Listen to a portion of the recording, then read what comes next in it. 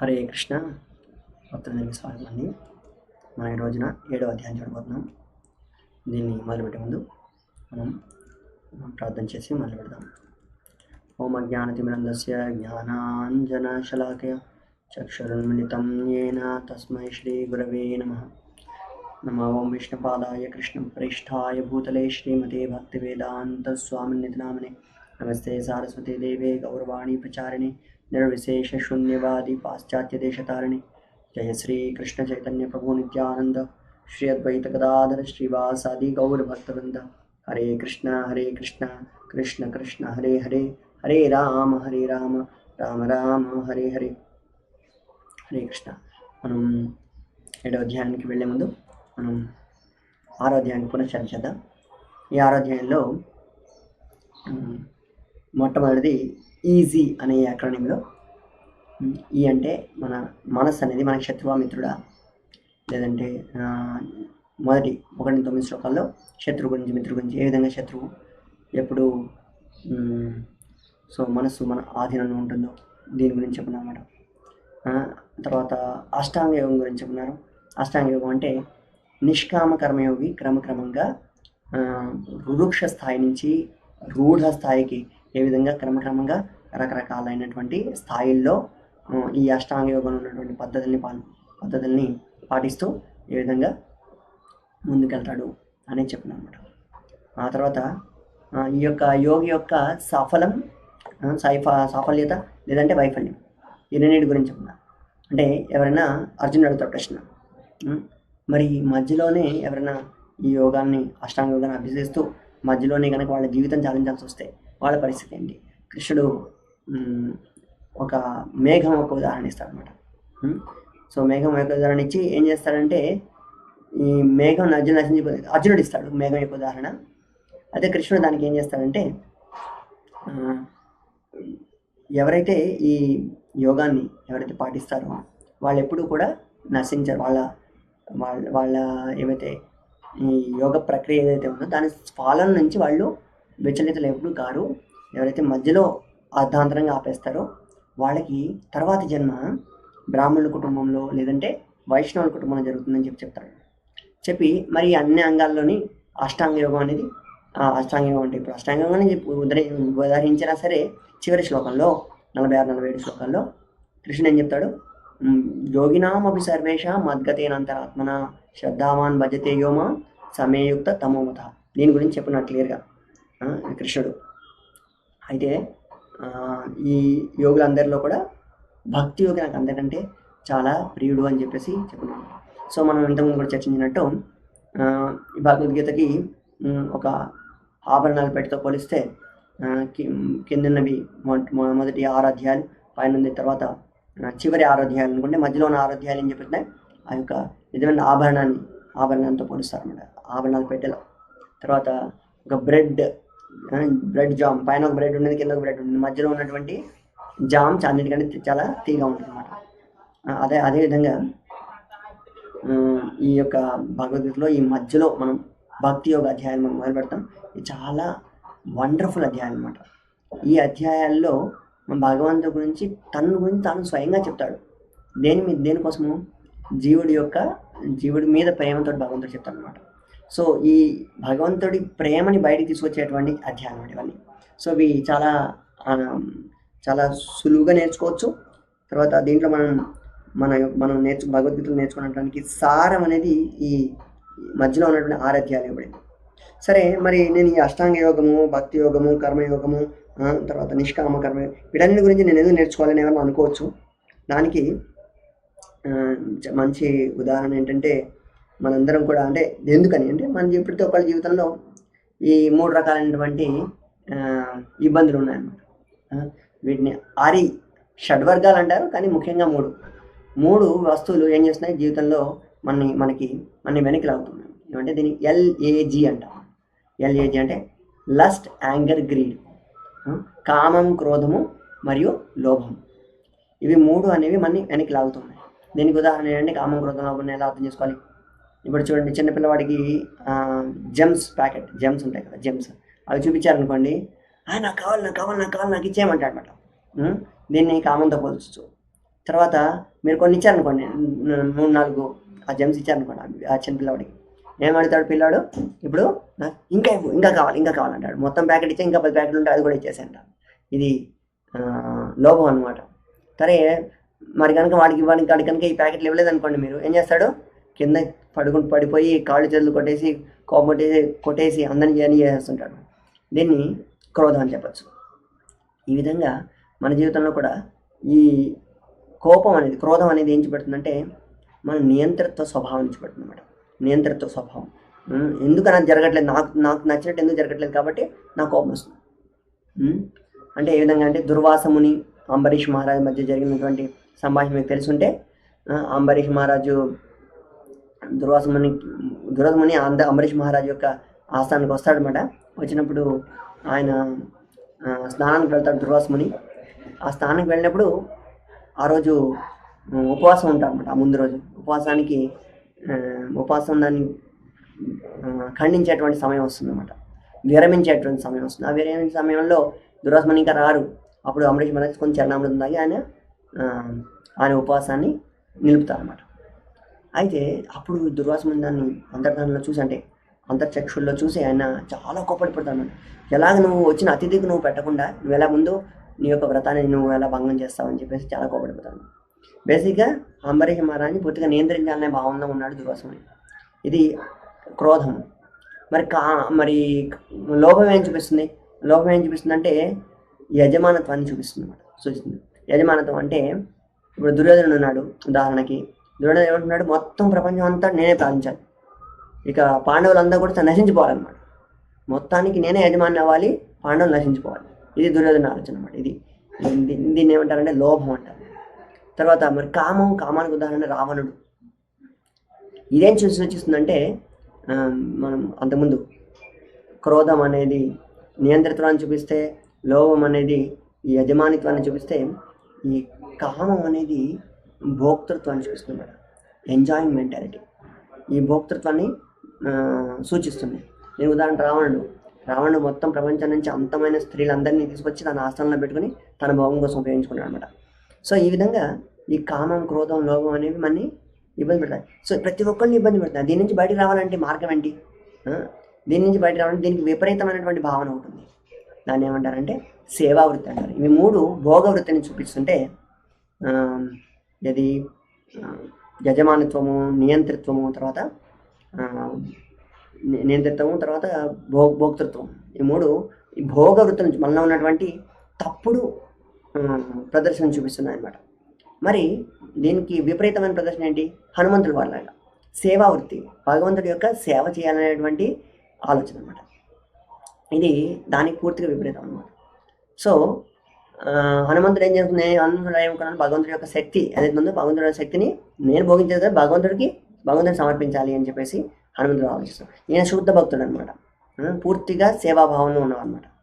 మరి ఈ రెంటికి మధ్యలో ఉన్న వాళ్ళు కూడా ఉంటారు. వాళ్ళు ఎవరంటే దేవతలు అనమాట.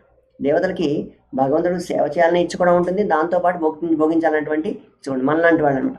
మధ్యలో ఉన్న వాళ్ళు భోక్తృత్వ ఇచ్చ కూడా ఉంటుంది, తర్వాత సేవ ఇచ్చ కూడా ఉంటుంది అన్నమాట. సో ఈ రెండింటిలో ఉన్న వాళ్ళని దేవతలు అంటారు అన్నమాట. సో ఈ దేవతలు మధ్యలో ఉన్నటువంటి కేటగిరీలో ఉంటారు. సో మనం ఏం చేయాలి? ఎలా అంటే మనం ప్రతి వస్తువుని ఈ యొక్క దృష్టితో చూస్తాం అన్నమాట. రకరకాల వాళ్ళు రకరకాల దృష్టి చూస్తారు. ఇప్పుడు ఒక ఆవు ఉందండి, ఆవుని ఒక కషాయవాడు చూసాడు అనుకోండి, ఏ విధంగా చూస్తాడు? కషాయవాడు దీనికి ఎంత మాంసం దొరుకుతుంది, దీనికన్నా చంపిన ఏ విధంగా తినొచ్చు అని ఆలోచిస్తుంటాడు అనమాట. ఇదొక భావన, భోగించాలన్నటువంటి భోక్తృత్వ భావన అండి. మరి ఒక రైతు ఆవును కొనడానికి వెళ్తాడు. ఆవును కొనడానికి వెళ్ళినప్పుడు ఈ రైతు ఆవు ఎంత బలిష్టంగా ఉంది, ఎన్ని లీటర్లు పాలు ఇస్తుంది అది కూడా చూస్తాడు. ఆవు నేను రక్షిస్తాను, నాకు పాలు కావాలి. ఇక్కడ భోక్తృత్వ భావన ఉంది, తర్వాత సేవా భావన కూడా ఉంది. ఆవును రక్షిస్తానంటాడు, కానీ తన కొంత లాభం కూడా కావాలనుకుంటాడు అన్నమాట. సో ఈ విధంగా ఇక మూడో వాడు ఒక బ్రాహ్మణుడు చూశాడు అనుకోండి, అదే ఆవుని. బ్రాహ్మణుడు ఏమన్నా ఆలోచిస్తాడు, ఎంత మంచి ఆవు, ఈ యొక్క ఆవు దుగ్ధంతో దాన్ని ఘీని తయారు చేసి మనం యజ్ఞం కనుక చేసామంటే ఈ ఆవుకి లాభం, ప్రపంచానికి లాభం, మనకి అందరికీ లాభం. సో ఈ ఆవుకి సేవ చేసిన వాడిని అవుతాను నేను, తర్వాత ఆవుని ఉన్నత శిఖరాలకి ఎత్తిన వాడిని అవుతాను, ఆవు యొక్క పుణ్యాన్ని పెంచిన వాడిని అవుతాను అని చెప్పేసి ఆలోచిస్తాం అనమాట. సేవాభావంలో ఉంటాడు, అందరికీ మంచి జరగాలనేటువంటి సేవాభావంలో ఉంటాడు. సో ఈ విధంగా 3 రకాల భావనలు ప్రతి వస్తువునికి మనం అర్థం చేసుకోవచ్చు. సో మనం ఏం చేయాలి, మనం రావణుడు లేదా హిరణ్యకశిపుడి యొక్క ఆ యొక్క మెంటాలిటీ, ఆ యొక్క భావాన్ని మన హృదయం నుంచి తీసివేసి మనం హనుమంతుడి వాటి లాంటి భావాన్ని మనలో పెంపొందించుకోవాలన్నమాట. సో అప్పుడు మనం భగవంతుడి భక్తులు అవుతాం. సో భగవద్గీత ఏం చేస్తుందంటే ఈ జగత్తులో మనం జీవించేటప్పుడు ఈ విధంగా హృదయంలో ఉన్నటువంటి కామ క్రోధ లోభాలని, ఏవైతే నరకానికి మార్గాలని చెప్తాడు కృష్ణుడు. కామం క్రోధం లోభం చ నరకానికి మార్గం అని చెప్తారు కృష్ణుడు. అయితే వీటిని తగ్గించుకుంటూ వాటిని పెంచుకోకుండా ఈ యొక్క భగవంతుడి యొక్క భక్తి భావాన్ని, సేవాభావాన్ని మనం పెంచుకుంటే నెమ్మదిగా మనం ఏం చేస్తాం, యాక్చువల్గా మనం ఎప్పుడైతే భక్తులు అవుతామో, మనం ఇంతకుముందు చెప్పినట్టు దీన్ని ఎలివేటర్ ప్రాసెస్ అంటాం. మనం డైరెక్ట్గా కర్మకాండ సెక్షన్ నుంచి, కర్మకాండ స్థాయి నుంచి డైరెక్ట్గా భక్తుని స్థాయికి వెళ్ళిపోవచ్చు.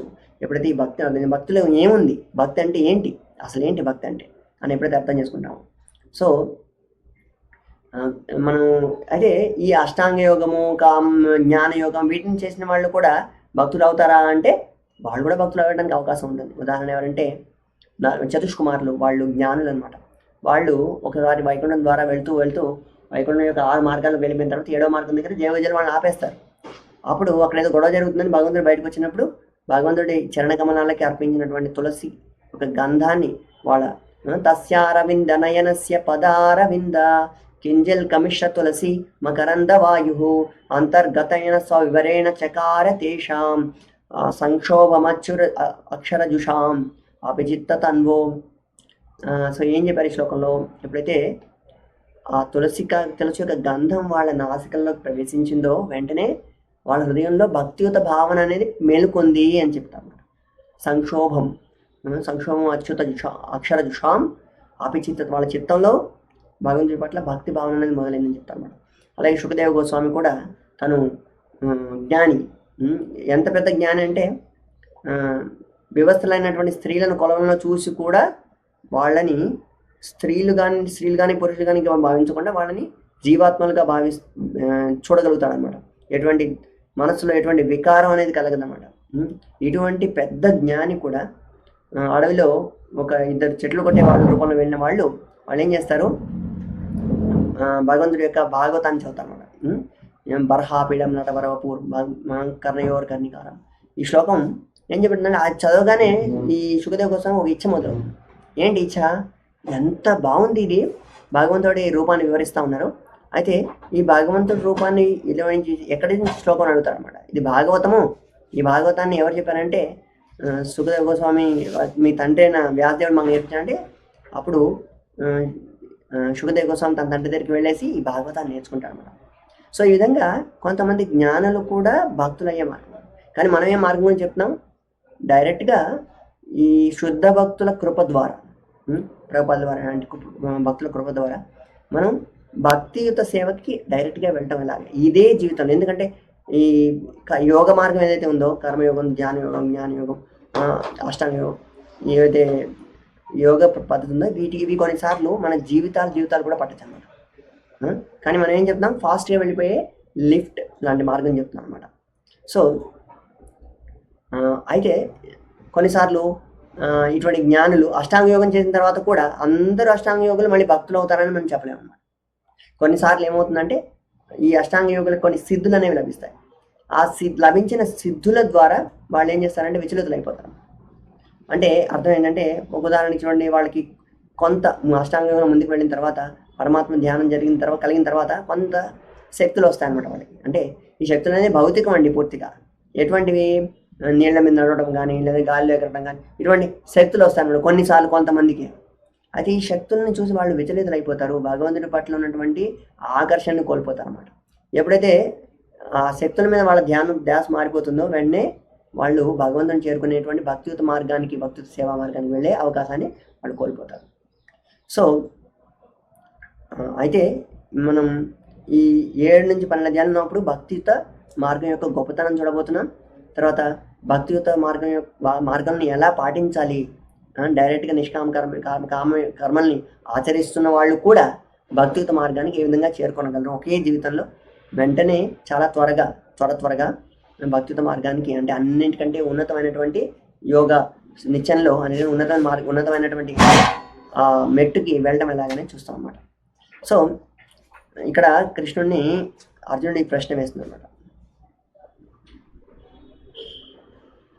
ఈ 6వ అధ్యాయంలో ఈ చివరి శ్లోకం విన్న తర్వాత అర్జునుడి హృదయంలో ఒక ప్రశ్న ఉదయిస్తుంది అన్నమాట.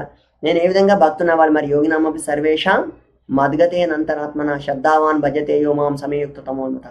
భక్తి యోగిని ఇంత ఉన్నతిగా నువ్వు చెప్పావు కదా కృష్ణ, మరి ఏ విధంగా భక్తుని అవ్వచ్చు నేను అన్నదానికి దాంతో మన ఈ భక్తి యోగ అధ్యాయాలనే మొదలవుతాయి అన్నమాట. ఈ అధ్యాయంలో మొట్టమొదటి శ్లోకం, ఆఫ్కోర్స్ ఈ అధ్యాయాన్ని ఈ విధంగా మనం విభజిస్తే ఈ హెడ్ అనే 4 అక్షరాలతో దీన్ని మొట్టమొదటిది హియరింగ్, శ్రవణం చేయడం. భగవంతుడి భక్తుల నుంచి, శుద్ధ భక్తుల నుంచి మనం భగవంతుడి గురించి శ్రవణం చేయడం ద్వారా మొట్టమొదటి పద్ధతి అన్నమాట. సో శ్రవణం అంటే ఏంటి, ఎలా చేయాలి, తర్వాత ఆ విధంగా భగవంతుడిని ఏ విధంగా అన్ని చోట్ల చూడగలము, తర్వాత ఎవరెవరు భగవంతుడిని అంగీకరిస్తారు, ఎవరెవరు భగవంతుడిని తిరస్కరిస్తారు, తర్వాత మరి దేవతలు ఎవరు, దేవతల్ని పూజిస్తే లాభం ఏంటి, నష్టం ఏంటి, ఇవన్నీ కూడా ఇవి 4 విషయాలు ఇక్కడ చెప్పుకున్నాను. మనం లేట్ చేయకుండా మరి అధ్యాయంలోకి వెళ్దాం. సో ఈ అధ్యాయంలో మొదటి స్టెప్ ఏమంటే శ్రవణం.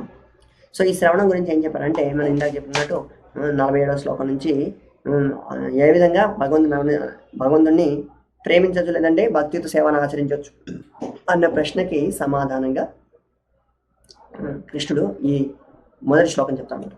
ఏం చెప్తాడు, శ్రీ భగవాన్ ఉవాచ మయ్యాసక్త మనః పార్థ యోగం యుంజన్మదాశ్రయ అసంశయం సమగ్రం మాం యదా జ్ఞాస్యసి తచ్ఛృణు. నువ్వు కనుక మయ్యాసక్త మనః పార్థ, నా గురించి ఆసక్తి పడి, పార్థ నువ్వు యోగం యుంజన్ మదాశ, నా మీద ఆధారపడి నువ్వు ఈ యోగ పద్ధతిని పడి. చూడండి, దీనికి ఇంతకుముందు ఉన్నటువంటి అన్ని యోగాలు అంటే కర్మయోగము, కర్మకాండ కర్మయోగం, తర్వాత జ్ఞాన యోగము, అష్టాంగ యోగము, వీటికి భక్తికి ఉన్నటువంటి ఒక ప్రత్యేకమైనటువంటి తేడా. ఈ ప్రత్యేకమైన తేడా ఏంటంటే, ముందు మార్గాలు ఏవైతే ఉన్నాయో చెప్పినవి, కర్మయోగం కానివ్వండి, జ్ఞానయోగం కానివ్వండి, అష్టాంగ యోగం కానివ్వండి, వీటన్నిటికీ కూడా ప్రతి ఒక్కళ్ళు వాళ్ళ శక్త్యానుసారం వాటిని ఆచరించవచ్చు. వాటి ఫలాలు అనేవి వాళ్ళ ఏమంటారు, వాళ్ళు ఎంత శక్తివంతంగా కార్యాలు చేస్తారు. కొంతమంది శక్తులు ఉంటాయి, కొంతమంది శక్తి ఉండదు అన్నమాట, స్వశక్తి మీద ఆధారపడినట్టు అన్నమాట. కానీ ఈ భక్తి యోగం అనేది మన శక్తి మీద ఆధారపడదు. యోగం యుంజన్ అంటే యోగ పద్ధతిని పాటించడం, మదాశ్రయ, మరి భగవంతుడి యొక్క ఆశ్రయాన్ని తీసుకుని ఈ యొక్క భక్తి యోగ మార్గాన్ని పాటించాలన్నమాట. అసంశయం సమగ్రం మాం యథా జ్ఞాస్యసి తచ్ఛృణు. సో ఈ యొక్క భక్తియుత మార్గం గురించి తర్వాత నువ్వు అన్ని సంశయాలకి నువ్వు దూరం అయిపోతావు అర్జున. ఎలా అయితే యథా జ్ఞాస్యసి తచ్ఛృణు, నువ్వు ఎప్పుడైతే శుద్ధ భక్తుల నుంచి వింటావో, మనం ఏం చేస్తున్నప్పుడు ఈ భగవద్గీతని మనం వింటున్నాం ఎవరి దగ్గర నుంచి, శిల ప్రభుపాదుల వంటి వాళ్ళ శుద్ధ భక్తుల యొక్క భాష్యాల నుంచి మనం ఈ భగవద్గీతను వింటున్నాం అన్నమాట. సో ఎవరైతే ఈ భాష్యాన్ని ఏ విధంగా వింటారో యథా జ్ఞాతచ్చును, వాళ్ళు తప్పనిసరిగా మయ్యాసక్త, భగవంతుడి పట్ల ఆసక్తి పడతారు. ఈ విధంగా భక్తి యోగం చేయడానికి మొట్టమొదటిది, మీరందరూ ఈ విధంగా వచ్చి అందరూ కూర్చొని ఆన్లైన్లో కూడా భగవంతుడి గురించి వింటూ ఉన్నారు. భగవంతుడికి భగవద్గీతకి భగవంతుడికి మధ్య ఎటువంటి తేడా లేదన్నమాట. దీని గురించి వింటున్నారు. ఈ పద్ధతిని ఈ విధంగా అణుకువతోటి భగవంతుడి గురించి వినేటువంటి శ్రవణ పద్ధతినే భగవంతుడు ఇక్కడ చెప్తా ఉన్నాడు. అంటే మీరు ఆల్రెడీ మీకు తెలియకుండా కూడా ఇవన్నీ చేస్తున్నారు. ప్రభుపాదుల వారి నుంచి వింటా ఉన్నాము మీ భగవద్గీతని. సో ఇంకేమంటాడు, జ్ఞానం దేహం స విజ్ఞానం యైదం వక్ష్యామ శేషతః యజ్ఞాత్వా నేహ భూయోన్యత్ జ్ఞాతవ్యం అవశిష్యతే. కృష్ణుడు చెప్తున్నాడు ఏమని, జ్ఞానం దేహం సవిజ్ఞానం. ఎప్పుడైతే నువ్వు వింటావో నువ్వు జ్ఞానాన్ని తర్వాత విజ్ఞానాన్ని కూడా పొందుతావు. మరి ఈ జ్ఞానము విజ్ఞానం మధ్య సంబంధం ఏంటి? మీరు ఇక్కడ చూస్తున్నారు, ఇక్కడ మీ ఎడం చేతి పక్కన ఈ చిత్రం ఉంది స్లైడ్లో.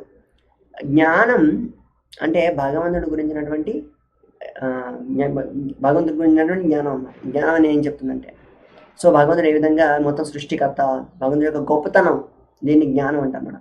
మరి భగవంతుడి యొక్క మరొక అంశం ఏంటంటే భగవంతుడి యొక్క ప్రేమించేటువంటి తీయదనం అనమాట.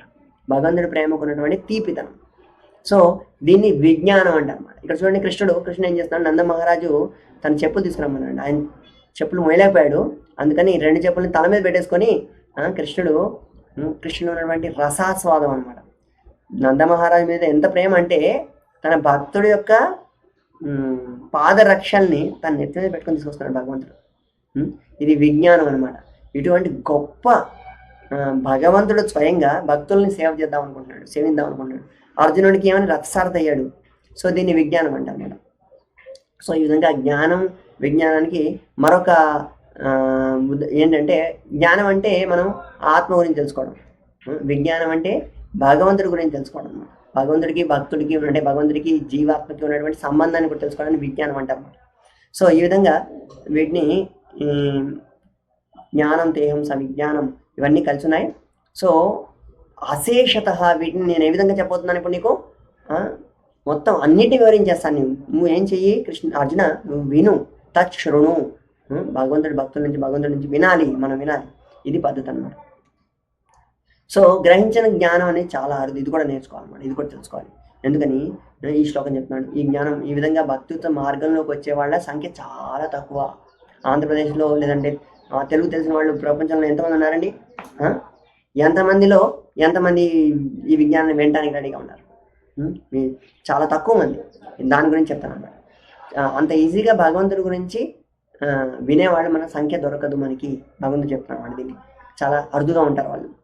మనుష్యాణం సహస్రేషు కశ్చిత్ యతతి సిద్ధయే యతతామపి సిద్ధానం కశ్చిన్మాం వేతి తత్వత. 1000 మందిలో ఒకళ్ళు ఈ సిద్ధిని పొందుతారు. ఆ సిద్ధిని పొందే వాళ్ళలో యాక్చువల్గా భగవంతుడి గురించినటువంటి జ్ఞాన విజ్ఞానాల్ని చాలా తక్కువ మంది. అలాంటి వేళల్లో వాళ్ళలో ఒక్కడు మాత్రమే భగవంతుడిని తెలుసుకోగలుగుతాడు. చూడండి, ఇక్కడ మీ ఎడం చేతి పక్కన ఇక్కడ చూడండి, చాలా పనులు చేయడానికి చాలా మంది దొరుకుతారు. రకరకాల పనులు చేస్తున్నారు ఈ భౌతిక జగత్తులో.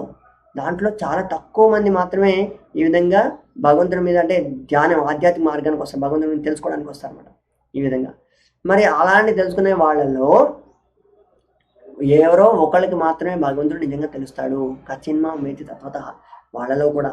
సో ఈ విధంగా భక్తులు అయ్యే వాళ్ళ సంఖ్య చాలా తక్కువ అని చెప్పారు కృష్ణుడు ఈ 3 శ్లోకాల్లో. మీరు భగవంతుడిని తెలుసుకోవాలంటే, జ్ఞానం విజ్ఞానాన్ని తెలుసుకోవాలంటే భగవంతుడి గురించి వినాలి. ఇలా వినేవాళ్ళు చాలా అరుదు. అంటే మీరు వేలలో ఒకళ్ళు, మీలో ఉన్నవాళ్ళు, మనతో పాటు ఉన్నవాళ్ళు కూడా వేలలో ఒకళ్ళు మనం అర్థం చేసుకోవాలి.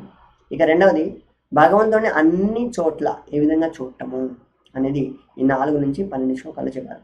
మనం నేర్చుకుందాం, పరిచయం.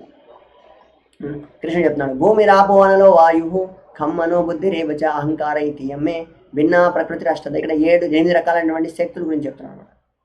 కృష్ణుడు ఏం చెప్తాడు, భూమి, నీరు, నిప్పు, గాలి, ఆకాశం, ఈ పంచమహాభూతాలు.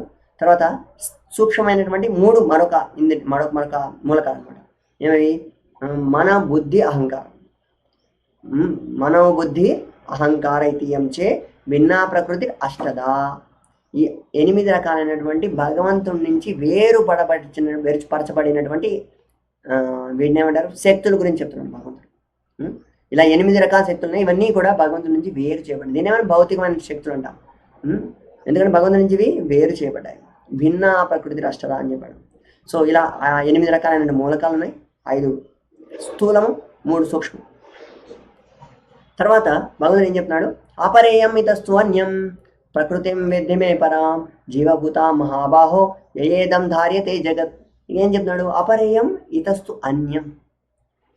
దీన్ని కాకుండా, ఇవి కాకుండా 8 రకాలైన మూలకాలు కాకుండా అపరేయం అంటే దీనికంటే ఉన్నతమైంది. ఏంటిది? ఇతస్తు అన్యం. ఇతస్తు అన్యమైన శక్తులు వాళ్ళు ఏమైనా ప్రకృతి విద్యమే పరం. ఈ ప్రకృతికి విరుద్ధంగా కూడా అంటే ప్రకృతి కాకుండా ఇంకా 8 రకాలైన మూలకాలని మించి కూడా ఇంకొక శక్తి ఉంది. ఏంటది? జీవభూత మహాబాహో. జీవభూతం అంటే జీవులు. ఈ జీవులందరూ కూడా ఏదం ధార్యత జగత్, ప్రకృతి కంటే ఉన్నతమైన వాళ్ళు. చూడండి, ప్రకృతిలో ఉన్నతమైన జీవులు ఎందుకు చెప్పారంటే, జీవుల శక్తి అనుసారం ఈ భౌతిక మూలకాన్ని కొంత వాటిని మనం నియంత్రించవచ్చు అన్నమాట. ఇప్పుడు ఎలా ఉంది, ప్లాస్టిక్ లేదంటే చిప్స్, ఎలక్ట్రానిక్స్, దాంట్లో ఏముంటాయి, మెటల్, వీటన్నిటిని కలిపేసి ఒక కంప్యూటర్ లాంటివి తయారు చేశారు అనమాట. ఈ కంప్యూటర్ నేను ఎలా కావాలనుకుంటే అలా అలా పనిచేస్తుంది అన్నమాట. సో దీనికి అందుకని ఈ పంచభౌతిక మూలకాలని జీవుడు అనేవాడు నియంత్రించగలడు కొంతవరకు, కొంత మేరకు. అందుకని దీని జీవుడి కంటే పరమైనటువంటి శక్తిగా చెప్పారు మనం. జీవభూత మహాభావం విధిమే పరాశక్తి అనమాట. ఇది భగవంతుడి యొక్క ఉన్నతమైనటువంటి శక్తి ఈ జీవభూతులు. జీవభూతులు అంటే ప్రాణం ఉన్నవి అనమాట. ఆధ్యాత్మిక పరా ప్రకృతి జీవశక్తి అంటామండి. సో ఈ విధంగా మనం చూసినట్టు పంచభౌతిక మూలకాలు ఉన్నాయి. తర్వాత స్థూలమైనటువంటి స్థూల శక్తులు కూడా ఉన్నాయి. భూమి, నీరు, నిప్పు, గాలి, ఆకాశం. సూక్ష్మమైనటువంటి మనస్సు, బుద్ధి, అహంకారం ఉన్నాయి. ఇక తర్వాత జీవభూతులు అంటే నిజంగా ఉన్నతమైన శక్తి, భగవంతుడి పరాశక్తి. ఆ శక్తి ఏంటి? మీరు ఇప్పుడు చూడండి, స్థూల శరీరాన్ని ఇక్కడ ముగ్గురిని చూపించారు, ముగ్గురు వ్యక్తులను చూపించారు. బయటికి కనబడేటువంటి గ్రాస్ బాడీ అంటారు, స్థూల శక్తి అంటారు, స్థూల శరీరం అంటారు మనిషికి. మరి అంతరంగంగా ఇంకొకటి ఉంది, సటల్ బాడీ అని రాశారు ఇక్కడ, అంటే సూక్ష్మ శక్తి. తర్వాత స్థూల సూక్ష్మ, తర్వాత ఈ రెండింటి లోపల ఈ జీవాత్మ ఉంటాడు అన్నమాట. జీవాత్మ అదేంతో తయారు చేయబడ్డాడు? 3 తయారు చేయబడిన పదార్థాలు ఉన్నాయి. ఏంటవి? అవి శాశ్వతము, తర్వాత పూర్తి జ్ఞానము, తర్వాత ఆనందం. ఈ 3టితో తయారు చేయబడింది. దీన్ని ఏమంటారంటే సత్, చిత్, ఆనందం అంటారు. సత్ అంటే శాశ్వతం, చిత్ అంటే పూర్ణ జ్ఞానం. అందరికీ జ్ఞానం అందరిలో ఉందండి, కానీ అది వెలుగు రావట్లేదు. అప్పుడు ఈ బయట ఉన్నటువంటి ఈ పొరల ద్వారా బాగా కప్పివేయబడింది అన్నమాట. తర్వాత ఆనందం, అందరూ ఆనందంగా ఉండట్లేదు. ఆనందం అనేది ఈ జీవాత్మకి సహజంగా ఉన్నది అనమాట. కానీ ఇప్పుడు అది ఈ యొక్క స్థూల సూక్ష్మ శరీరాలతో కప్పబడిపోయింది. సో ఈ విధంగా చెప్పాను. చెప్పిన తర్వాత కృష్ణుడు చెప్తాడు ఏమనంటే ఈ శక్తుల గురించి చెప్తాడు. ఇంకేం చెప్తాడు కృష్ణుడిని? నానేమంటే ఈ భౌతిక ప్రకృతిని సృష్టించింది నేనే, దీన్ని విధ్వంసం చేసేది నేనే అని కూడా చెప్తాడు అనమాట. ఓ అర్జున, ఈ మొత్తం భౌతిక ప్రకృతి నా చేత సృష్టించబడుతుంది, తర్వాత నా చేత ఏం చేస్తుంది? విధ్వంసం కూడా చేయబడుతుంది. మరి అంతేకాకుండా ఈ సృష్టి నా చేత నిర్వహించబడుతుంది కూడా, అంటే ఇది మెయింటైన్ చేయబడుతుంది కూడా. సో కృష్ణుడు దీని గురించి చెప్తాడు, మత్త పరతరం నాణ్యత్ కించిత్ అస్తి ధనంజయ మయి సర్వమిదం ప్రోతం సూత్రే మణిగణా ఇవ. ఏమని చెప్తున్నాడు కృష్ణుడు? ఈ ప్రపంచాన్ని ఏ విధంగా నిర్వహిస్తాడు, కొనసాగిస్తాడు కదా, నిర్వహిస్తాడు. ఏ విధంగా నిర్వహిస్తాడు? ఏ విధంగా అయితే ఈ మణి, 3 కంఠంలో ఈ మాల ఉంది కదండి, ఈ మాలలో చాలా మణులు ఉన్నాయి, తులసి మణి. సో ఈ తులసి మణులన్నీ ఒకదాని తర్వాత ఒకటి పక్క ఒక క్రమ పద్ధతిలో ఏమంటే ఉంచబడి, అమర్చబడ్డాయి, ఒక క్రమ పద్ధతిలో అమర్చబడ్డాయి. సో ఈ క్రమ పద్ధతిలో అమర్చబడ్డాయి అంటే అర్థం ఏంటండి? వీటిలో ఒక నైలాన్ దారం అనేది ఉందన్నమాట, నైలాన్ నూలుపోగు ఉందన్నమాట. నూలుపోగు లేకుండా ఈ విధంగా అమరిక అనేది సాధ్యం కాదు. అదేవిధంగా భగవంతుడు కూడా చెప్తున్నాడు ఏమంటే, మీరు కొన్నిసార్లు నన్ను చూడలేకపోవచ్చు, కానీ ఈ మొత్తం ప్రపంచం ఏ విధంగా అమర్చబడింది? నా చేత ఒక సూత్రంలాగా అమర్చబడింది. ప్రతిదానికి ఆధారాన్ని నేనే, నా మీద ఆధారపడి ఇవన్నీ కూడా ఒక పద్ధతి రూపంలో. మీరు చూడండి, చాలా పద్ధతులు ఉన్నాయి, చాలా పద్ధతిగా ఈ ప్రపంచం నడుస్తుంది. ఎండాకాలం, వర్షాకాలం, చలికాలం వస్తుంది. 6 ఋతువులు వాటి సమయం ప్రకారం వస్తాయి. రోజు రాత్రి గడుస్తుంది. తర్వాత 365 రోజుల్లో ఒక సూర్యుడి చుట్టూ గ్రహం అనేది, అంటే భూగ్రహం అనేది ఒకసారి తిరుగుతోంది, సంవత్సరం పూర్తవుతోంది. ఇవన్నీ కూడా చాలా ఒక క్రమ పద్ధతిలో ఉన్నాయి. దీన్ని నేను నిర్వహించేది ఎవరు? నేనే దీన్ని నిర్వహిస్తున్నాను, నేనే సృష్టిస్తున్నాను, నేనే అంతం చేస్తాను, నేను నిర్వహిస్తున్నాను కూడా పదం చెప్తాను. నేను ఉదాహరణ కొంచెం చూద్దాం, చాలా క్విక్గా చూస్తాం. ఈ సృష్టి వర్ణన అనేది చాలా తక్కువగా మనం ఆడదాం. దీని గురించి మనం మళ్ళీ చర్చ చేస్తాం మరొకసారి, కానీ ఈరోజు చాలా క్విక్గా చూస్తాం. ఈ సృష్టి తర్వాత నిర్వహణ ఏ విధంగా జరుగుతాం. సో భగవంతుడు ఏం చెప్తున్నాడు? మత్తా పరతనం కించిదనం చేయ మై సర్వవిధం కృతం సూత్రే మణిగణాయవ. ఏ విధంగా సూత్రంలో దారంలాగా నేను అన్నిటి మణులతో ఉన్నాను అని చెప్తాడు. సో అది ఎలాగా ఈ విధంగా చూస్తుంది? వేదాల అనుసారం సృష్టి ఎలా జరిగింది? ఈ 3వ స్కందం, శ్రీమద్ భాగవతం 3వ స్కందంలో ఇంకా మిగతా ఆధారాల ప్రకారం ఈ విధంగా చెప్పబడింది అనమాట. సో దీన్ని ఒక అవలోకనం చూస్తున్నాం, అంటే దాని సారాంశాన్ని చూస్తున్నాం అంతే. మనం దీన్ని పూర్తిగా చర్చించడం అనేది ఇక్కడ వీలు కాదండి. దీంట్లో 2 భాగాలు ఈ సృష్టిలో. మొదటి సర్గ అంటారు, రెండవది విసర్గ అంటారు. ఈ సర్గ అంటే మొట్టమొదట ఈ సృష్టి సంబంధించినటువంటి మూలకాలన్నింటినీ కూడా తీసుకొని వచ్చి వాటి ప్రాథమిక సృష్టి అనేది జరిగిందనమాట. ఈ రెండవ దాంట్లో బ్రహ్మదేవుడు ఏం చేస్తాడంటే ఈ మూలకాలని కాంబినేషన్స్, ఆ మూలకాలని కొంత అవి తీసుకొని ఆయన రెండవ సృష్టి చేస్తాడనమాట.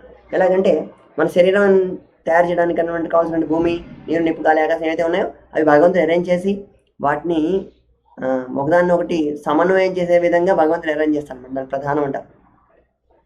సో ఇవన్నీ చేసిన తర్వాత ఈ బ్రహ్మదేవుడు ఏం చేస్తాడు, దానికి జ్ఞానం ఇవ్వబడుతుంది, ఈ విధంగా నువ్వు అమర్చాలి అని చెప్పేసి బ్రహ్మదేవుడు అమరుస్తాడు అనమాట.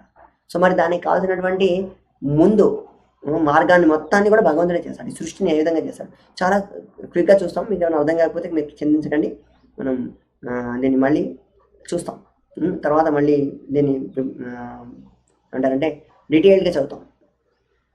భగవంతుడు ఏం చేస్తున్నాడంటే సర్గ ఏ విధంగా జరుగుతుంది అంటే మొదటి సృష్టి ఏ విధంగా జరుగుతుంది. భగవానేక ఆ షేడం అగ్ర ఆత్మాత్మ నా విభు, ఇది 3వ స్కందం 5వ అధ్యాయం 23వ శ్లోకం. సృష్టికి ముందు సమస్త జీవుల యొక్క అధిపతి అయినటువంటి భగవంతుడు ఒక్కడే ఉన్నాడు, ఆయన పరిపూర్ణుడిగా ఉన్నాడు అని చెప్తున్నాడు. అతను ఏం చేశాడు, స్వాంశలుగా విభిన్నాంశాలుగా విస్తరించాడు. ఆయన స్వాంశలు అంటే వైకుంఠ లోకంలో ఉన్నటువంటి విష్ణుమూర్తులను కూడా అందరూ ఆయన స్వాంశలు, ఆయన స్వ అంశ, వాళ్ళందరూ కూడా పురుషోత్తములు అనమాట, వాళ్ళందరూ కూడా విష్ణువులు. తర్వాత విభిన్న అంశంలో అంటే మనలాంటి జీవాత్మలు అనమాట. సో ఆ విధంగా విస్తరించిన తర్వాత అహం సర్వస్య ప్రభో మత్త సర్వం ప్రవర్తతే, ఇది కూడా చెప్తుంది, భగవద్గీత కూడా చెప్తుందండి. ఏమని చెప్తుంది, అసంఖ్యాక విశ్వాలను నేనే సృష్టించాను. ఆయన విష్ణుమూర్తి రోమకుపాల నుంచి అసంఖ్యాకమైనటువంటి విశ్వాలు బయటకు వస్తాయన్నమాట. ఏ విధంగా అయితే ఒక ఈ ఆవాల గింజ యొక్క సంచి ఉందనుకోండి, ఆవాలు ఉన్నటువంటి సంచి, ఏ విధంగా ఎన్ని ఆవాలు ఉన్నాయి దాంట్లో లెక్క అన్ని, అంతకంటే అనంతమైనటువంటి విశ్వాలు ఆయన సృష్టిస్తాడు. ఇది భగవద్గీతలో కూడా ఉంది. సో ఈ ఆవగింజల్లో ఉన్నటువంటి అంటే ఆవాలతో పోలిస్తే ఈ బ్రహ్మాండాలన్నింటినీ అది మన యొక్క చిన్ని మేధస్తో మనం అర్థం చేసుకోలేం వాటిని, కానీ ప్రయత్నం చేస్తున్నాం. శివభాగవతంలో ఇచ్చిన దాన్ని అర్థం చేసుకునే ప్రయత్నం చేస్తున్నాం. సో ఏం చెప్తున్నాడు కృష్ణుడు, తన మహావిష్ణువు రూపంలో, మహావిష్ణువు అంటే ఈ బ్రహ్మాండాన్ని సృష్టించిన వ్యక్తి అన్నమాట. ఆయన దృష్టిపాతాన్ని శంభు అంటారు అన్నమాట.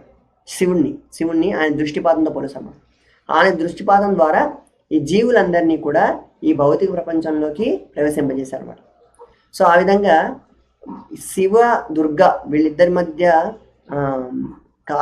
వీళ్ళిద్దరి మధ్య కలయిక కారణంగా ఈ జీవాత్మలందరికీ రకరకాలైనటువంటి శరీరాలు దొరుకుతాయి అన్నమాట.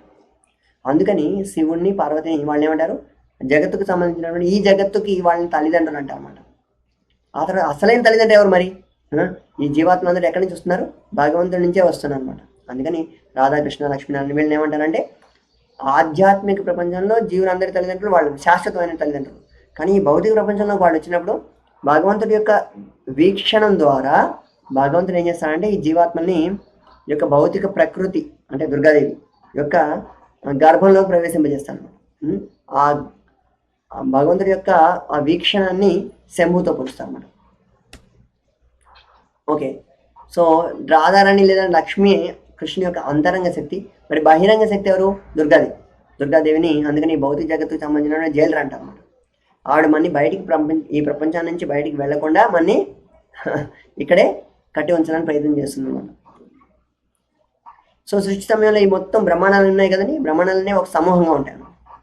ఈ పంచమహాభూతాలు అనేవి ఆ పొరల రూపంలో ఈ బ్రహ్మాండాన్ని కప్పి ఉంచుతాయి. ఇంకా ఇవి కాకుండా 18 ఇతర అంశాలు అంటే విడివన్న అన్నీ ఒకలా కలిసిపోయినటువంటి ఏకరీతిలో కలిసిపోయినటువంటి ఇంకా 18 రకాలైనటువంటి మూలకాలు ఉన్నాయన్నమాట. దీన్ని ఏమంటే అన్ని కలగలిపోయి కలగూరు గంపలా ఉన్న వాటిని దీన్ని ప్రధానం అంటారు అన్నమాట.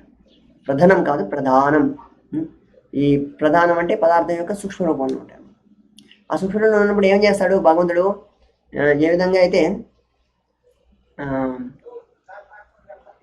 అయితే ఒక కన్య యొక్క గర్భంలో అండం ఉంటుందన్నమాట. ఈ అండం అనేది ఏ విధంగా ఉంటుంది, మొత్తం అన్ని రసాయనాలతో ఉంటుందన్నమాట. కానీ ఎప్పుడైతే పురుషుడితో కలయిక జరుగుతుందో అప్పుడు ఏమవుతుంది, అండం అనేది వాటన్నిటి మధ్య చర్యలు జరిగి ఒక చిన్ని శరీరంగా మారుతుందన్నమాట. అదేవిధంగా ఏంటంటే ఈ పురుషుడి యొక్క కలయిక ఎప్పటివరకు కలగదో ఈ కన్యతోటి, కన్య గర్భవతి కాదు. అదేవిధంగా భగవంతుడి యొక్క కాలం అనే ఒక రూపం అనేది ఈ యొక్క మూలకాలు అంటే ప్రధానంలో ప్రవేశించకుండా దానిలో అనేది ఒక మార్పులు అనేవి రావన్నమాట. ఒక ఒక పద్ధతి కలిగినటువంటి ప్రపంచం అనేది రాదనమాట. మూలకాలని కలిసిపోయి ఉన్నాయి ప్రస్తుతానికి. సో ఏ మూలకం ఎక్కడ ఉండాలి, ఎంత ఎక్కువ పరిమాణంలో ఉన్నా తక్కువ పరిమాణంలో ఉండి వాటి మధ్య ఒక సంకలనం అనేది ఎలా జరుగుతుంది, ఎలాగైతే భగవంతుడి దృష్టి సారించడం ద్వారా సంకలనం కలుగుతుంది అనమాట. సో అప్పుడు విశ్వంలో విశ్వరూపం యొక్క ప్రకటన జరుగుతుంది అన్నమాట. ఈ యొక్క బ్రహ్మ అండం ప్రతి అండంలో ఈ విశ్వరూపం అంటే భగవంతుడు ఒక ప్రకృతి రూపం అనమాట. ప్రకృతి రూపం. ఈ భగవంతుడి యొక్క ఇచ్ఛతోటే ఈ మూలకాలన్నీ క్రియాశీలం అవుతాయి. అంటే అంతకుముందు కలిసిపోయినాయి, అన్ని నిద్రాణ రూపంలో ఉన్నాయి. ఇప్పుడు ఇవి క్రియాశీలం అయినప్పుడు ఈ విశ్వరూపం అనేది ఉనికిలోకి వస్తుంది అన్నమాట. మొత్తం విశ్వం అంతా కూడా భగవంతుడు రకరకాల ప్రకృతి పారవశ్యంతో ఉంటాడనమాట. సో దీంట్లో చాలా రకాలైన మూలకాలు ఏర్పడతాయి నెమ్మదిగా. ఏంటవి? ఈ శబ్దం నుంచి ఏమి ఉత్పత్తి చేయబడుతుంది? ఈ ఆకాశం ఉత్పత్తి చేయబడుతుంది. ఆకాశం నుంచి స్పర్శ నుంచి గాలి నుంచి రూపం నుంచి అగ్ని నుంచి రుచి నుంచి నీళ్ల నుంచి సుగంధం నుంచి భూమి. ఈ విధంగా రకరకాల స్థాయిల్లో ఈ సృష్టి అనేది జరుగుతుంది అన్నమాట. ఏ విధంగా జరిగింది? భగవంతుడు ఈ ఐదో స్కందం ఇచ్చారన్నమాట. సృష్టి గురించి మాట్లాడుతున్నాం. సో కాల కర్మ స్వభావ అనే మహావిష్ణువు నుంచి ఈ భౌతిక ప్రకృతి అంటే ప్రధానం అన్నాం కదా, ఆ ప్రధానాన్ని ప్రవేశిస్తే అప్పుడు మహత్తత్వం అవుతుంది. ఈ మహత్తత్వంలో సత్వ రజ తమో గుణాల ఆధారంగా ఈ యొక్క జ్ఞానశక్తి, తర్వాత కారణశక్తి, కార్యశక్తి, ఈ విధంగా ఇవన్నీ కొంచెం డీటెయిల్ అనమాట. వీటన్ని మనం తర్వాత చదువుతాం. మళ్ళీ ఇప్పుడు చాలా కన్ఫ్యూజింగ్గా ఉంటుంది వీటిని. సో మహాతత్వంలో విశ్వరూపం తన ఇంద్రియాల్ని వ్యక్తం చేస్తాను. మహాతత్వం అంటే ఎప్పుడైతే కాలం ప్రవేశిస్తుందో ఈ మూలకాలకులకి వెంటనే రకరకాలైనటువంటి అంగాలు, ఈ విశ్వం యొక్క రూపానికి అంగాలు మొదలవుతాయి అనమాట. అంటే రకరకాల పదార్థాలు మొదలవుతాయి అన్నమాట. ఇవి కొండలు, కోనలు, చెట్లు, ఇవన్నీ నెమ్మదిగా అస్తిత్వంలోకి వస్తాయి అన్నమాట. సో తర్వాత ఈ యొక్క విశ్వరూపం యొక్క ఇంద్రియాలు మొదలవుతాయి. విశ్వరూపం యొక్క ఇంద్రియాలే మనందరి ఇంద్రియాల రూపంలో విస్తరించాయి అన్నమాట. తర్వాత ఈ మహత్తత్వం అనేది అహంకారంతో కలిసి సత్వగుణంలో మనసుని తయారు చేస్తుంది.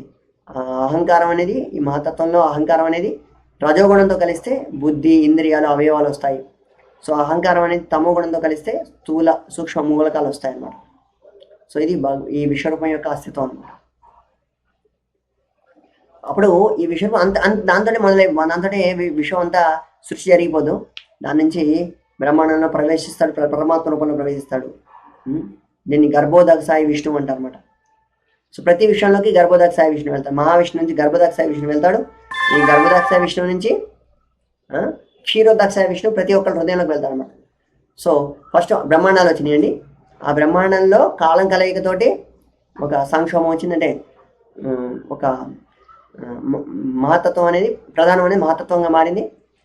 మరి ఇప్పుడు ఆ యాక్టివేట్ అయినటువంటి విశ్వరూపంలోకి భగవంతుడు గర్భోదకసాయి విష్ణు రూపంలో ప్రవేశిస్తాడు. ఆ గర్భోదకసాయి విష్ణు తర్వాత జీవాత్మలు వస్తాడు. ఆ జీవాత్మలు ప్రతి ఒక్కరి హృదయంలోకి పరమాత్మ రూపంలో మళ్ళీ ఆయనే విస్తరిస్తారు అన్నమాట. సో ఈ విధంగా 3 విష్ణువు ఉన్నారన్నమాట. విష్ణు స్త్రీని రూపాణి పురుషాఖ్యానతో విదుః ఏకంతో మహత సృష్టిర్ ద్వితీయంతో అండస్థితం తృతీయం సర్వభూతస్థం తాని జ్ఞాత్వామి ముచ్యతే. ఈ 3 విష్ణువుల గురించి ఈ భాగవతం చెప్పినారు. సో 3 రూపాలు ఉన్నాయి. మొదటి విష్ణు ఎవరు? బ్రహ్మాండాల్ని సృష్టించినతను. మరి ఒక్కొక్క బ్రహ్మాండంలోకి గర్భోదకసాయి విష్ణువుగా యొక్క అనంత శేషుడి మీద నిద్రించేటువంటి విష్ణువుగా ఆయన మారినప్పుడు ఆయన్ని అండస్థం అంటారు, అండ సంస్థితం. మరి అక్కడి నుంచి మళ్ళీ విస్తరించి ప్రతి ఒక్కళ్ళ జీవి యొక్క హృదయంలోకి ఆయన ప్రవేశిస్తాడు. ప్రతి అండాంతరస్థ పరమాణు ప్రతి అండంలోకి వెళ్తాడు అనమాట. అంటే ప్రతి అణువులోకి వెళ్తాడు అనమాట. ఆయన్ని పరమాత్మ అంటారు అన్నమాట. గర్భోదకసాయి విష్ణువు తర్వాత జీవరాశులని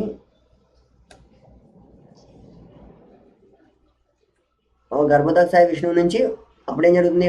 ఆ రెండవ సృష్టి జరగడానికి ఆయన యొక్క నాభి నుంచి ఒక కమలం ఉద్భవిస్తుంది. ఆ కమలం మీద బ్రహ్మదేవుడు సృష్టి జరుగుతుంది అన్నమాట. బ్రహ్మదేవుడు రెండవ సృష్టి చేస్తాడు. సో ప్రభుపాదులు ఏం చెప్తున్నారు? గర్భోదకసాయి విష్ణు నాభి నుండి 1000 సూర్యుల వలె తామర పువ్వును మొలకెత్తుంది. ఆ తామర పువ్వు నుంచి అన్ని స్థితులకు చెందిన ఆత్మ నివాసము. తామర పువ్వు నుంచి బయటకు వచ్చిన మొదటి జీవి బ్రహ్మ. బ్రహ్మదేవుడు వస్తాడు, తర్వాత జీవులందరూ వస్తారు మనకి. ఆ జీవులందరికీ రకరకాలైన శరీరాలు బ్రహ్మదేవుడు తయారు చేస్తాడు. సో ప్రకృతిం స్వం అభిష్టభ్య విసృజామి పునః పునః, దీన్ని నాశనం చేస్తాను, మళ్ళీ పునః నేను దాన్ని సృష్టిస్తానని చెప్తాను భగవంతుడు. భూత గ్రామం కృత్స్నం అవశం ప్రకృతిర్వశాత్. సో ఈ విధంగా ప్రకృతి వశంలో ఉంటారు జీవాత్మలందరూ. అంతేకాదు ఈ మొత్తం ప్రపంచానికి ఏ విధంగా ఆయన మనం చెప్పినట్టు అహం సర్వస్య ప్రభో మత సర్వం ప్రవర్తతే ఇది మత్వా భజంతేమా బుధాభావసం, నేను మొత్తాన్ని నేను నడుపుతున్నాను, ఈ ప్రపంచం మొత్తాన్ని భగవంతుడే నడుపుతున్నాను అని చెప్తున్నాను. దానికి కొన్ని ఉదాహరణలు ఇస్తాడు భగవంతుడు. ఏం చెప్తాడు? 15వ అధ్యాయం ఉంది మాట. ఏమని? గామావేశ్యచ భూతాని ధారయామ్యహమోజస పుష్ణామి చౌషధి సర్వ సోమో భూత్వా రసాత్మక. నేను ఉదాహరణ చెప్తున్నాను అనమాట. ఏంటిది? ప్రతి గ్రహం లోపలికి నేను ప్రవేశించి వాటిని నా తేజస్తో వాటిని గ్రహం కక్షలో నిలుపుతాను అని చెప్తున్నాడు భగవంతుడు. సో ఇంకా ఏం చెప్తున్నాడు 10వ అధ్యాయంలో కూడా? యద్యద్ విభూతి మత్సత్వం శ్రీమదూర్జితమేమో. ఎక్కడెక్కడైతే విభూతి ఉందో, అంటే ఎక్కడెక్కడైతే ఆకర్షించేటువంటి, మనం చదువుకున్నాం కదా విభూతులు, మనం మొదటి అధ్యాయంలో చదువుకున్నాం 6 రకాల విభూతులు ఉన్నాయని. శక్తిశాలిత్వము, తర్వాత జ్ఞానము, వైరాగ్యము, ఇవన్నీ చదువుకున్న 6 రకాలైన విభూతులు. ఐశ్వర్యము, అందము, ఇవన్నీ కూడా. సో ఎక్కడెక్కడైతే మీరు ఈ విభూతులను చూస్తారో, అద్భుతమైనటువంటి మహిమ సృష్టిని చూస్తారో, అవి నా నుంచే ఉద్భవించినవి అని కృష్ణుడు చెప్తున్నాడు అనమాట. ఇది 10వ అధ్యాయం చెప్తాడు కృష్ణుడు. మరి చదువుకున్నాం అక్కడ, కానీ ఇక్కడ ఉన్నటువంటి అద్భుతమైన సృష్టి నా నుంచే వచ్చిందని చెప్తున్నాడు భగవంతుడు. మరి మిగతా విష్ణువులో కూడా కృష్ణుడే మూలం అని కూడా చెప్తున్నాడు అనమాట. మనం ఇందాక అలాంటి చూస్తున్నాం. ఇది ఈ ముగ్గురు విష్ణువులో కూడా ఈ ముగ్గురు విష్ణువు ఎవరైతే తెలుసుకుంటారో వాళ్ళు ఈ భౌతిక జగత్తు నుంచి బయటికి వెళ్ళిపోతారని కృష్ణుడు చెప్తున్నాడు అనమాట. సో వాటి మూడింటికి కూడా నేనే శ్రోత్ అని చెప్పి కృష్ణుడు చెప్తున్నాడు. అందుకనే మనం కృష్ణుడిని వర్షిప్ చేస్తాము. సో అనంతకోటి విశ్వాలు ఎవరి నుంచి ఉద్భవిస్తాయి? మహావిష్ణువు నుంచి ఉద్భవిస్తాయి. మరి ఆయన నాభి నుంచి వచ్చినటువంటి కమలం ఉంది కదా, ఆ కమలం యొక్క నాళంలో ఈ 14 లోకాలు ఉంటాయన్నమాట. పైన 7 లోకాలు, కింద 6 లోకాలు. దీన్ని 14 భువన భాండాలు అంటారు కదా. మధ్యలో ఉన్నది మనం భూభాగంలో ఉన్నాం. పైన 7, కింద 6, ఇంకా ఈ 14 భువన భాండాలు కూడా ఆయన యొక్క నాళంలో, ఆయన గర్భోదక్షాయి విష్ణువు నుంచి వచ్చినటువంటి నాభి నుంచి వచ్చినటువంటి కమలం యొక్క నాళంలో ఈ 14 ఉంటారు. సో అక్కడ అన్ని చోట్ల అన్ని రకాల జీవాల్ని ఆయన సృష్టిస్తారు. ఆ జీవాల్లో, ఆ శరీరాల్లో ఆత్మను ప్రవేశిస్తారు అన్నమాట. సత్యలోక, తపలోక, జనలోక, మహర్లోక, స్వర్గలోక, భూలోక, అతల సుతల, మహాతల, రసాతల, అతల, రసాతల, పాతల, కింద 6, పైన 7.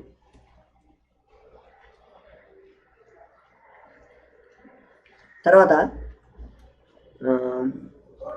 ఈ క్షీరోదక్షాయ విష్ణువు ఆయన మళ్ళీ శేషతల్పం మీద ఉండి ఆయన శ్వేత ద్వీపంలో ఉన్నాడు. దీన్ని క్షీరోదక్షాయ విష్ణువు అంటారు అన్నమాట. ఆయన కూడా అందుకని క్షీర ఉదక సాయి అంటే పాల సముద్రం యొక్క కడల్లో ఉంటారన్నమాట ఆయన.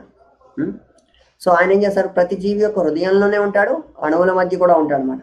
ఈ విధంగా కూడా చెప్పాడు. అండాంతరస్థ పరమాణు చయాంతరస్థ అని చెప్పారు కదా. ప్రతి అణువులో ఉంటాడు, తర్వాత పాల సముద్రంలో కూడా ఉంటాడు అన్నమాట. ఈయన క్షీరోదక్ష విష్ణువు. క్షీరోదక్ష విష్ణువు ప్రతి ఒక్క జీవిలో, ఇక్కడ చూస్తున్నటువంటి సింహంలో కానివ్వండి, మనిషిలో కానివ్వండి, లేదా గుర్రంలో కానివ్వండి, పక్షుల రూపంలో కానివ్వండి, చెట్టు రూపంలో కానీ ప్రతి ఒక్కళ్ళ హృదయంలో కూడా ఆయన ప్రవేశిస్తారు క్షీరోదక్ష విష్ణువు. మరి ఇదంతా చేసిన ఎవరు? ఇదంతా మొదటి భాగం. ఇవన్నీ చేస్తే బ్రహ్మదేవుడు ద్వితీయ సృష్టిని చేస్తాడు అన్నమాట. ప్రతిదానికి మూలం కృష్ణుడే అని చెప్తున్నాడు అనమాట.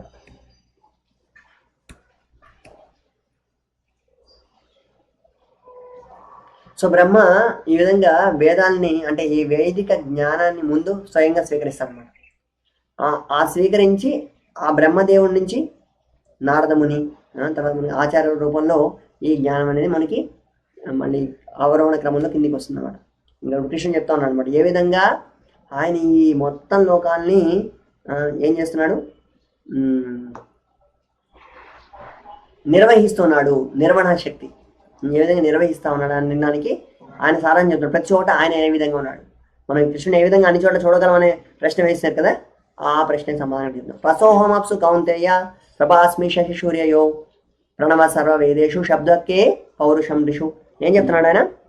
రసోహమప్సు కౌంతేయ, నేను ఈ మనకి దాహం వేసింది అనుకోండి, మనం మంచినీళ్ళు తాగితే కానీ దాహం తీరదు. మీకు మ్యాంగో జ్యూస్ ఇచ్చినా, ఏం జ్యూస్ ఇచ్చినా మీకు మీరు ఆ దాహాన్ని తీరడం, అటువంటి నీటిలో ఉన్నటువంటి రుచిని నేనని చెప్తాను భగవంతుడు. ఈ సూర్యుడు చంద్రుల్లో ఉన్నటువంటి కాంతిని నేనే. అన్ని వేదాల్లో ఓం అని చెప్పేసి ఓం విష్ణువే నమః, ఓం ఇంద్రాయ స్వాహ, ఓం ఇలా చెప్తుంటారు, అన్ని మంత్రాలు చెప్తుంటారు కదా. ఈ మంత్రాల్లో ప్రణవ, ఈ ఓంకారాన్ని నేను అంటే అన్ని చోట్ల వాటికి విలువనిచ్చేటువంటి ఓంకారాన్ని నేను. శబ్ద ఖే అంటే యొక్క ఆకాశంలో ఉన్నటువంటి శబ్దాన్ని నేనే. పుణ్యోగంధ పృథివ్యాంచ, ఇది నువ్వు చెప్తున్నాను, నీటి యొక్క రుచిని నేనే. ప్రభాస్మి శశి సూర్యయో, చంద్రుడిలో వెలుగుని, సూర్యుడిలో కాంతిని నేనే అని చెప్తున్నాను. ప్రణవ సర్వవేదేషు, వేదంలో శబ్దానికి ఇటువంటి శబ్దాన్ని కూడా మ్యూజిక్ కూడా నేనని చెప్తున్నాను. పౌరుషం ఋషు, ఈ పురుషుల్లో ఉన్నటువంటి శక్తిని నేనని చెప్తున్నాను అన్నమాట. సో పుణ్యో గంధ, ఈ మనం వర్షం పడినప్పుడు భూమి మంచి సువాసన ఇస్తున్నాడు, ఆ సువాసన నేనే. తర్వాత తేజస్తాస్మి విభావసౌ, ఈ అగ్నిలో ఉన్నటువంటి తేజస్సు నేనే. సో జీవనం సర్వభూతేషు, ఇన్ని రకాల జీవుల్లో చెట్లు, చేమలు, పక్షులు, వేలు లక్షలు కోట్ల కొలుతున్నటువంటి అన్ని రకాల జీవుల్లో కూడా ఆ జీవనాన్ని నేనే అని చెప్తున్నాను. రకరకాల జీవుల్లో ఉన్నటువంటి జీవనాన్ని నేనే. తపశ్చాస్మి తపస్సులు చేసే వాళ్ళలో వాళ్ళని తపశ్శక్తిని కూడా నేనే. బీజమాం సర్వభూతానం విద్ధి పార్థ సనాతనం, అన్ని జీవులకి ఉనికిని కూడా నేనే. ఏ విధంగా జీవులు ఆ విధంగా రకరకాల శరీరాలను ఏ విధంగా పొందుతున్నాయో ఆ శరీరాలు పొందడానికి కూడా కారణం నేనే. వాటన్నిటికీ బీజాలను ఇచ్చేవాడిని నేనే అని చెప్తున్నాను. బుద్ధిమతామస్మి, న్యూటన్ యాపిల్ పండు పడితే దాన్ని వెంటనే బల్బు వెలిగింది, ఒక ఈ యొక్క గురుత్వాకర్షణ సిద్ధాంతం అని చెప్పాడు. ఆ బుద్ధిని కూడా నేనే భగవంతుడు చెప్తున్నాను. తేజస్వి నామహం, అటువంటి ఆయన బాక్సర్ దగ్గర ఉండే తేజాన్ని కూడా నేనే. ఈ యొక్క రాజులు బలవతాం చాహం, ఎవరి రాజు ఎంత బలం ఉంటుందో ఆ బలం కూడా నాయక నుంచి వస్తుంది. వాళ్ళు రక్షించాలని చెప్పేసి అనుకున్న బలం కూడా నాయక నుంచి వస్తుంది. ధర్మావృద్ధేషు భూతేషు కామోస్మి బలతర్షభ. అదేవిధంగా ఈ వివాహంలో ఉన్నటువంటి ధర్మానికి విరుద్ధంగా లేనటువంటి స్త్రీ పురుషుల మధ్య ఉన్నటువంటి కలయికను కూడా నేనే, అంటే వివాహ మార్గం ద్వారా ధర్మం ఆచరణ ద్వారా.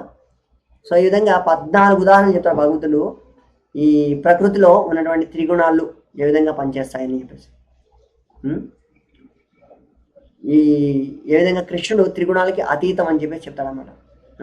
సో ఇవన్నీ ఉన్నాయి, ఇవన్నీ పనిచేస్తామని 14 ఉదాహరణలు చెప్పిన తర్వాత వీటికి నేను అతీతంగా ఎలా ఉన్నా అని చెప్తాడు కృష్ణుడు. సో ఈ 3వ సెక్షన్ ఏం చెప్తుందంటే, ఎవరెవరు కృష్ణుడు అంగీకరిస్తారు, మరి ఈ విధంగా ఎవరు అంగీకరించరు, వీటన్నిటికీ సృష్టికి మూలం నేనే కృష్ణుడు చెప్తున్నాడు కదా, మరి వీటిని ఎవరు అంగీకరిస్తారు, ఎవరు అంగీకరించరు, అది కూడా చెప్పాడు మనం. ఏమని చెప్పాడంటే, ఈ 3 గుణాల ద్వారా జీవులందరూ మోసపోతారు. త్రిభైర్గుణమైర్భావైర్ ఏభి సర్వం ఇదం జగత్ మోహితం నాభిజానాతి మామేభ్య పరమవ్యయం. ఎవరైతే ఈ 3 గుణాల ద్వారా విచలితులు అయిపోతారో వాళ్ళందరూ కూడా ఈ జగత్తులో మోహించబడతారు. ఈ కింద ఉంది చూడండి, మా భౌతిక శక్తి ప్రకృతి అంటారన్నమాట. ఇవన్నీ కింద ఉన్నటువంటి శక్తిని, ఆవిడ ద్వారా మోహించబడినటువంటి వాళ్ళందరూ కూడా, 3 గుణాల్లో మోహించబడిన వాళ్ళందరూ కూడా ఈ యొక్క కృష్ణుడు గురించి తెలుసుకోలేరు.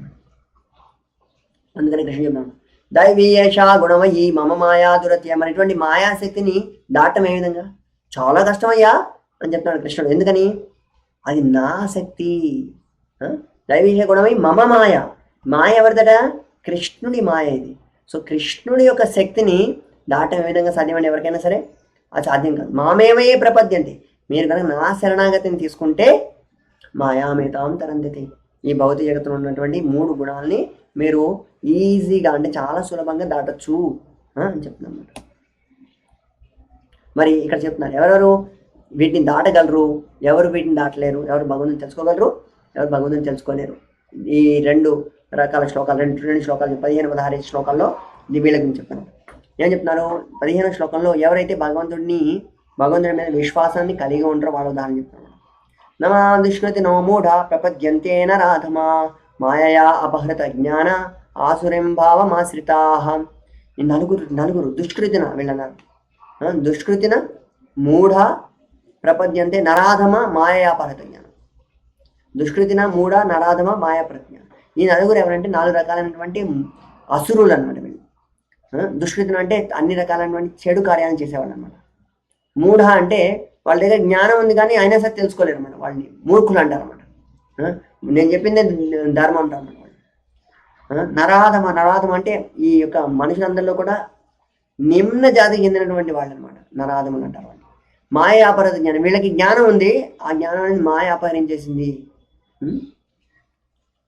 సో వీళ్ళ గురించి మనం తర్వాత మళ్ళీ తెలుసుకుంటాం అనమాట. 4 రకాల వాళ్ళు ఎవరు అనేది ప్రభుపాదుల వారు పర్పూర్లో రాస్తారన్నమాట. మరి ఇక్కడ ఇంకెవరు, మరి భగవంతుడి దగ్గరికి ఎవరు వస్తారు, ఎవరు వస్తారని, చతుర్విధా భజంతే మాం జనా సుకృతినో అర్జున ఆర్తో జిజ్ఞార్సిర్ అర్థార్థి జ్ఞానీ చ భరతర్షభ. 4 రకాల గురించి వాళ్ళు చెప్పారు. సో ఈ సుకృతిన వీళ్ళ గురించి చెప్పారు. వీళ్ళెవరు సుకృతిన అంటే ఎవరంటే ఆర్తో, అర్థార్థి, జ్ఞాని, తర్వాత జిజ్ఞాసు, వీళ్ళు 4 గురించి చెప్పారు. సో ఆర్తో అంటే ఎవరైతే ఈ విధంగా ఆవేదనలో ఉంటారు, చాలా బాధలో ఉంటారు కదండి, ఈ విధంగా బాధలో ఉన్నవాళ్ళు కృష్ణుడి దగ్గరికి వస్తారు కొన్నిసార్లు. తర్వాత ఎవరైతే సంపద కావాలి భగవంతుడి దగ్గరికి ఈ విధంగా కూడా వస్తారన్నమాట, సంపద కోసం వస్తారు భగవంతుడి దగ్గరికి. కొంతమంది జిజ్ఞాసులు ఉంటారు, అంటే ఈ విధంగా ఎందుకు జరుగుతుంది, ఈ ప్రపంచంలో అన్నీ నేను అనుకున్నట్టు జరగట్లేదు ఎందుకు, ఏ శక్తులు నన్ను ఆపేస్తున్నాయి అని ఒక జిజ్ఞాస, నన్ను తెలుసుకోవాలని కోరుకున్న వాళ్ళు ఉంటారు అన్నమాట, వాళ్ళు భగవంతుడి దగ్గరికి వస్తారు. ఇక 4వ వాడు జ్ఞాని. జ్ఞాని అంటే వీటన్నింటినీ అర్థం చేసుకొని ఈ శక్తులన్నీ కూడా భగవంతుడి చేత నడిపించబడుతున్నాయని అర్థం చేసుకొని భగవంతుడి దగ్గరికి వచ్చామన్నమాట. వీళ్ళని జ్ఞాని అంటారు అన్నమాట. భగవద్గీతను కూడా కొంత జ్ఞానాన్ని తెలుసుకొని వస్తారన్నమాట వీళ్ళు. అయితే వీళ్ళందరిలో కూడా ఈ జ్ఞానికి సంబంధించినటువంటి 4వ వ్యక్తి చాలా ప్రియుడు భగవంతుడికి అని చెప్తాడు. తేషాం జ్ఞాని నిత్యముక్త. జ్ఞానిలో 2 రకాలు ఉన్నాయండి. ఒక జ్ఞాని ఎవరంటే మోక్ష జ్ఞాని. అంటే మోక్షం, ఈ భౌతిక ప్రపంచం నుంచి బయటపడిపోవాలి, మోక్షాన్ని సంపాదించాలి అనుకునేటువంటి జ్ఞాని. ఇక 2వ జ్ఞాని అంటే భక్తుడు అనమాట, శుద్ధ భక్తుడు అనమాట. ఇతను కూడా భగవంతుడి దగ్గరికి వస్తారనమాట. అయితే ఈ జ్ఞాని ఎవరైతే భగవంతుడి దగ్గర పూర్తి శరణాగతిని తీసుకున్నటువంటి భగవంతుడి భక్తుడిని, అటువంటి జ్ఞానయుత భక్తుడిని భగవంతుడు ఇక్కడ పొగుడుతున్నాడు అనమాట. ఆయన గుణాన్ని అని చెప్పి తేషాం జ్ఞాని నిత్యోక్త ఏక భక్తిర్ విశిష్యతే. ఒక భక్తి ఎవరి దగ్గర అయితే ఉందో, భగవంతుడే పూర్తి శరణాగతి అని చెప్పి ఎవరైతే భావిస్తా ఉన్నారో అటువంటి వాడు చాలా స్పెషల్, చాలా ప్రత్యేకం అని చెప్తున్నాడు అనమాట. ఏ విధంగా అయితే మీ అందరూ భగవంతుడి గురించి తెలుసుకోవడానికి ప్రయత్నం చేస్తున్నారో, ఆయన గురించి అర్థం చేసుకోవడానికి, భగవంతుడి శరణాగతి తీసుకోవడానికి ప్రయత్నం చేస్తున్నారో వాళ్ళు చాలా విశిష్యతే, చాలా గొప్పవాళ్ళు అని చెప్తాను.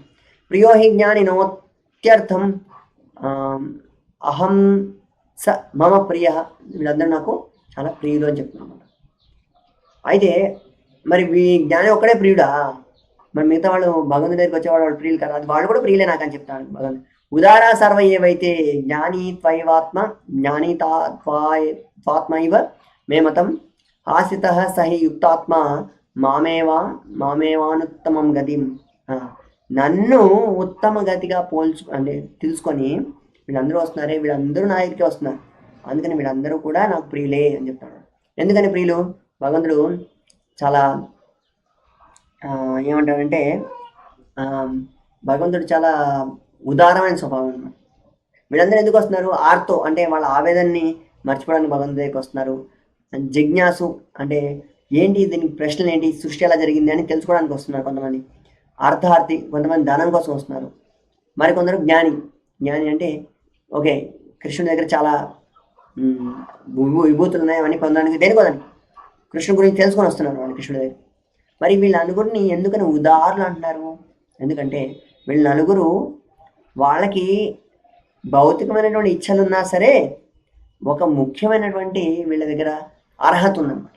ఏంటి అర్హత అంటే వాళ్ళు భగవంతుడితోటి ఆదాన ప్రదానం చెందాలనుకుంటున్నారు అనమాట, భగవంతుడితోటి ప్రేమని ఆస్వాదిద్దాం అనుకుంటున్నారు అనమాట. ఇది చాలా ప్రియం అన్నమాట భగవంతుడికి. సో అందుకనే వీళ్ళ నలుగురిని చాలా ఉదాహరణలు అంటున్నారు భగవంతుడు. అయితే మనం కనుక చూసాం కదా, కర్మకాండ కర్మయోగము, సకామ కర్మయోగం, నిష్కామ కర్మయోగము, తర్వాత జ్ఞానయోగం, అష్టాంగ యోగం, వీటి గురించి చూసాం కదా. సో వీళ్ళు గనక భగవంతుడి శరణాగతికి రావాలంటే, ఇన్ జనరల్ రావాలంటే ఏం జరుగుతుంది చూడండి. ఇక్కడ వ్యక్తి చిన్నపిల్లవాడు పుడతాడు, ఫస్ట్ పుస్తకాలు చదువుతాడు, చనిపోతాడు. తర్వాత భక్తులు అనేవాళ్ళు కొంచెం స్పెషల్గా ఉన్నట్టున్నారు అని చెప్పి భక్తుల దగ్గరికి వెళ్తాం మొదలు పెడతాడు. తర్వాత మళ్ళీ చనిపోతాడు, మళ్ళీ పిల్లవాడు కాబట్టి మళ్ళీ ఒక గురువుని స్వీకరిస్తాడు, గురువుని స్వీకరించి మళ్ళీ పూర్తిగా భక్తి చేయకుండా మళ్ళీ మధ్యలో చనిపోతాడు, తర్వాత చివరికి భగవంతుడు. సో ఈ విధంగా చాలా చాలా జన్మలు తీసుకోవాల్సి వస్తుంది అన్నమాట. బహునాం జన్మనామంతే జ్ఞానవాన్ మాన్ ప్రపద్యతే వాసుదేవ సర్వమితి సమహాత్మా సుదుర్లభ. అన్నిటికీ మూలం భగవంతుడే అని ఈ విధంగా తెలుసుకున్న వాళ్ళు చాలా అరుదు అని చెప్తున్నాడు భగవంతుడు. చాలా జన్మల తర్వాత ఈ జ్ఞానం ఎక్కడికి వస్తాడు? భగవంతుడి దగ్గరికి వస్తాడు. మరి భగవంతుడి దగ్గర కాకుండా మరి మిగతా వాళ్ళ దగ్గర ఎందుకు వెళ్తున్నారు వీళ్ళు? దీంతో మన అధ్యాయం ముగుస్తుంది. వీళ్ళు ఎందుకంటే దీనికి ఉదాహరణ చెప్పారు భగవంతుడు. ఏం చెప్తాడు? ఎవరు దేవతను పూజిస్తారు? కామయిస్తారిత జ్ఞాన అంటే ఎవరైతే వాళ్ళు చాలా కామయుత కోరికలు ఉన్నాయో, స్వలాభం కోసం కోరికలు ఉన్నాయో, ఆ కోరికను ఎవరు తీరుస్తారంటే వాళ్ళ దగ్గరికి వెళ్ళిపోతారు అన్నమాట. సో రకరకాల దేవతల దగ్గరికి వెళ్తారు అన్నమాట. సో దైవత ఆరాధన ఎందుకంటే వాళ్ళు ఏ దేవత దగ్గరికి వెళ్తున్నారో వాళ్ళు పట్టించుకోరు అన్నమాట. వాళ్ళకి ఏం కావాలి? ఈ యొక్క ఇచ్ఛ ఉంది, వీటిని నేను పొందాలి, దాన్ని ఎవరిస్తే వాళ్ళ దగ్గరికి వెళ్ళిపోతారు అన్నమాట. రకరకాల దేవతల దగ్గరికి వెళ్తారు అన్నమాట. సో కృష్ణుడు ఏమని చెప్తున్నాడు? అయితే ఎవరైతే ఇటువంటి ఫలాన్ని పొందాలనుకుంటారో వాళ్ళలో ఉన్న విశ్వాసాన్ని కూడా నేనే ఇస్తున్నాను వాళ్ళకి. ఎందుకని? భగవంతుడు ప్రేమ ఉంది కదా భగవంతుడి దగ్గర. నేను కృష్ణ నీ దగ్గర రాదలుచుకోలేదు అని ఎవరన్నా అంటే, సరే నువ్వు వీళ్ళ దగ్గరికి వెళ్ళు, సో వాళ్ళ మీద నీకు విశ్వాసాన్ని నేనే కల్పిస్తాను అని చెప్పి భగవంతుడు విశ్వాసాన్ని కల్పిస్తాను వాళ్ళ మీద. సో ఈ విధంగా విశ్వాసాన్ని కల్పించి వాళ్ళ మీద శ్రద్ధని తీస్తుంది. ఎందుకంటే ఇది కూడా ఒక పద్ధతి అన్నమాట. కాకపోతే చాలా జన్మల తర్వాత వీళ్ళు వస్తారన్నమాట మళ్ళీ కృష్ణుడి దగ్గరికి. ఎందుకంటే వాళ్ళ శక్తులకు కూడా శ్రోత కృష్ణుడే. ఇది అర్థం కాదన్నమాట వాళ్ళకి. ప్రస్తుతానికి నాకు ఇది కావాలి, నాకు ఆ పట్టా కావాలి, నాకు ఆ ధనం కావాలి, నాకు ఇంత అందమైన స్త్రీ కావాలి, ఈ విధంగా రకరకాలైనటువంటి మాయాయుత మోహంలో వాళ్ళు భగవంతుని పట్టించుకోరు అనమాట. సో అటువంటి వాళ్ళు మాత్రమే ఈ దేవతల దగ్గరికి వెళ్తారు. ఏమంటారు మరి? ఎందుకని? దైవతారాధన వల్ల కలిగేటువంటి ఫలాల పరిస్థితి ఏంటి? ఓకే, మేము దేవతల దగ్గరికి వెళ్తున్నాం, దానివల్ల ఏం జరుగుతుంది? కృష్ణ చెప్తాను అన్నమాట. అంతవంతు ఫలం తేషాం తద్భవత్ అల్పచేతసాం అల్పమేధసాం దేవాన్ దేవయ జోయాంతి మద్భక్తాయాంతి మాపి. అయితే వీళ్ళు ఎవరైతే అల్పజ్ఞులు ఉన్నారో, ఎటువంటి అల్పజ్ఞులు? ఈ ఫలాలు ఎవరైతే మిగతా దేవతలు ఇస్తున్నారో ఈ ఫలాలు అనేవి చాలా త్వరగా అంతమైపోతాయి. ఇవాళ కాకపోతే రేపు ఇవి అంతమైపోతాయి. సో వీళ్ళు అల్పబుద్ధయ, వీళ్ళ దగ్గర చాలా తక్కువ బుద్ధి ఉంది. అందుకని వాళ్ళు ఈ దేవతలు రకరకాలైన దేవతలు పూజిస్తారు. సో అల్పబుద్ధి కదా. అవ్యక్తం వ్యక్తి మాపన్నం మన్యతే మాం అబుద్ధయ. సో ఇంకా ఇది కూడా చెప్పారు. కొంతమంది ఏంటారు, భగవంతుడికి రూపం లేదు, ఎవరికి రూపం లేదు, భగవంతుడికి కాంతిమయ పుంజం అని చెప్పేసి కొంతమంది అనుకుంటుంటారు మనం. సో వాళ్ళు ఏమంటాడు? భగవంతుడు అల్పబుద్ధయ మాం అబుద్ధయ. వాళ్ళకి నేను ఎవరో తెలియదు అసలు. నిరాకారవాదులు అనేవాళ్ళు తెలియలేని వాళ్ళు. నేను ఒక వ్యక్తిని ఉన్నాను వాళ్ళకి తెలియదు. అవ్యక్తం వ్యక్తి మాపన్నం. నాకు వ్యక్తిత్వం అనేది లేదు, నేను వ్యక్తిగా మారాను అంటే ఆ కాంతి నుంచి నేను ఒక వ్యక్తిగా మారాను అని చెప్పి అనుకునేవాళ్ళు ఏంటి? మాం అబుద్ధయ మన్యంతి. ఆ విధంగా ఆలోచించేవాళ్ళు అబుద్ధయ అని చెప్పాడు భగవంతుడు. వాళ్ళకి బుద్ధి లేదు, వాళ్ళు మూర్ఖులు అని చెప్పాడు. పరంభావం అజానంతో మాం అవ్యయం మనుత్తమం మాం అవ్యయం అనుముత్తమం. అవ్యయం అంటే నేను ఎప్పటికీ నశింపు లేని వాడిని, నేను ఉత్తమమైన వాడిని అని తెలియని వాళ్ళు వీళ్ళు అల్పబుద్ధయ అబుద్ధయ. ఇంతకుముందు వాళ్ళు అల్పబుద్ధి, కానీ వీళ్ళేమో అబుద్ధి అంటే వీళ్ళ దగ్గర బుద్ధే లేదు కృష్ణ చెప్తాను. సో అందరికీ తాను బహిర్గతం కాను అని కూడా చెప్తాను కృష్ణ. ఎందుకని? ఎవరైతే కృష్ణుడిని అర్థం చేసుకోవాలని ప్రయత్నం చేస్తారో వాళ్ళకి మాత్రమే కృష్ణుడు అర్థం అవుతాడండి, అందరికి అర్థం కాదు. నేను చూడండి ఉదాహరణ శిశుపాలుడు కృష్ణుడి మేనబావుగా పుట్టాడనమాట. అయినా సరే కృష్ణుడు ఎప్పుడు దూషించేవాడు అనమాట. అంత దగ్గరి సంబంధం కలిగిన వాడు, కానీ ఏం చేశాడు? ఎప్పుడు కూడా కృష్ణుడిని దూషించేవాడు అనమాట. సో నాహం ప్రకాశ సర్వస్య యోగ మాయా సమావృత మూఢోయంలో వినా విజానాతి లోకో మమ అజం అవ్యయం. సో వీళ్ళు వాళ్ళకి నేను అర్థం కాను. ఎందుకని? మూఢోయం నా భజం. వాళ్ళు మూఢులు, వాళ్ళు యోగ మాయ అనే దానితో కప్పబడ్డారు అన్నమాట. మాయాశక్తి అనే దాంతో వాళ్ళ బుద్ధి అనేది కప్పబడింది. అందుకని వాళ్ళు నన్ను తెలుసుకోలేరు. మరి దేవుణ్ణి మాయ ఎలా కప్పచేస్తుంది? భగవంతుడి శక్తి ఏ విధంగా కప్పే? అయితే భగవంతుడి శక్తి ఎప్పుడు కప్పలేదనమాట. భగవంతుడిని మన దృష్టి నుంచి కప్పుతుంది. ఇప్పుడు ఎలా ఉంది? మేఘం ఉందండి, మేఘం ఎక్కడి నుంచి వస్తుంది? మేఘం సూర్యుడి యొక్క కాంతి నుంచి వస్తుంది, అవునా? నీళ్ళు ఆవిరయ్యి మేఘం వస్తుంది అనమాట. కానీ కొన్నిసార్లు మేఘం వల్ల సూర్యుడు లేనట్టు అనిపిస్తాడు అనమాట. సూర్యుడు లేడని కనిపిస్తాడు. మేఘం ఎవరి నుంచి ఏర్పడింది? సూర్యుడి యొక్క కాంతి వల్లే వచ్చింది. అదేవిధంగా భగవంతుడి యొక్క శక్తి మాయాశక్తి. ఈ మాయాశక్తి భగవంతుడిని కప్పలేదు, భగవంతుడి యొక్క దృష్టిని మన నుంచి కప్పుతుంది అనమాట. అంటే అదేవిధంగా మనం ఎప్పుడైతే మాయలో ఉంటామో అప్పుడు మనం భగవంతుడిని చూడలేము. మాయ భగవంతుడిని కప్పలేదు, మాయ మన దృష్టిని, భగవంతుడి పట్ల ఉన్న మన దృష్టిని కప్పుతుంది అని చెప్తున్నాను. సో మరి భగవంతుడు ఎలాంటి వాడు? భగవంతుడు వేదాహం సమతీతాని వర్తమానాని చ అర్జున భవిష్యాని చ భూతాని మాంసు వేదన కశ్చన. రెండు విధంగా చెప్తున్నాడు అనమాట. ఏమని? వేదాహం సమతీతాని, నాకు వేదాల గురించి అన్నిటికీ తెలుసు. ఇంకేంటి? వర్తమానాన్ని చ అర్జున, వర్తమానం గురించి కూడా తెలుసు. సమతీతాన్ని, భూతకాలం భవిష్యత్ కాలం కూడా తెలుసు. భవిష్యాని చ భూతాని, భవిష్యత్ గురించి కూడా తెలుసు. మాంతు వేదన కశ్చన, మరి నన్ను మాత్రం ఎవరు ఎరగలరు? చాలా తక్కువ మంది. ఏమని చెప్పాను ఇందాక? ఒక ఏకభక్తి విశిష్యతి అని చెప్పారు కదా, అటువంటి వాడు మాత్రమే భగవంతుని తెలుసుకుంటాడు అనమాట. చాలా అరుదు అనమాట వీళ్ళు. మరి మాయ నుంచి భగవంతుడు, బ్రహ్మ నుంచి భగవంతుడు కృష్ణ భక్తికి ఏ విధంగా వెళ్ళాలి? ఇలా అర్థం చేసుకోవాలి. కృష్ణుడు ఈ భవిష్యత్తు, వర్తమానము, భూతకాలం అన్నింటి నుంచి కూడా చాలా ఉన్నతమైనటువంటి భగవంతుడు మనం అర్థం చేసుకున్నప్పుడు ఎప్పుడైనా ఎందుకు అర్థం కాదు కూడా చెప్పాడు అనమాట కృష్ణుడు. ఏమని చెప్పాడు? జీవులు భ్రాంతిలో ఉన్నారు. ఇచ్ఛాద్వేష సముత్థేన ద్వంద్వమోహేన భారత సర్వభూతాని సమ్మోహం సర్గే యాంతి పరంతప. ఈ ద్వంద్వాలనే మాయలో చిక్కున్నాం మనం. ఇందాక చెప్పాను కదా, ల్యాగ్ అని. ఈ కామం, క్రోధము, లోభం ఎప్పటి వరకు అయితే ఇవి మనకి కప్పివేస్తాయో అప్పటి వరకు మనం భగవంతుడిని అర్థం చేసుకోలేము అని చెప్తున్నాను. కామం, క్రోధం, లోభమే దానికి కారణం అన్నమాట. మరి ఈ భగవంతుడి యొక్క మాయా భ్రమ నుంచి కృష్ణ భక్తికి ఏ విధంగా వెళ్తాం?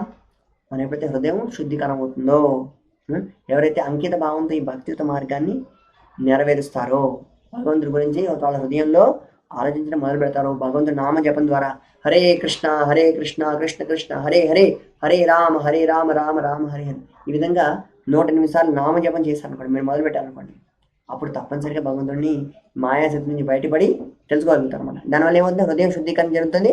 భగవంతుడు ఉన్నటువంటి హృదయం ఉన్న భగవంతుడిని మీరు చూడొచ్చు అన్నమాట. ఏషాంతోంతగతం పాపం జనానాం పుణ్యకర్మలు చేయడం ద్వారా, అంటే భగవంతుడి నామాన్ని జపం చేయడం ద్వారా తే ద్వంద్వ మోహ నిర్ముక్త, మంచి చెడు, శీత ఉష్ణము, తర్వాత మానం అపమానము, వీటన్నిటి నుంచి వాళ్ళు బయటపడిపోతారు అన్నమాట. భజంతే మాం దృఢవ్రత, వాళ్ళు నా భజన్ని చేస్తారు దృఢంగా. ఇంకా ఏం చెప్తున్నారు? ఈ మాయ యొక్క భ్రమ నుంచి కృష్ణ భక్తికి ఏ విధంగా వస్తాము?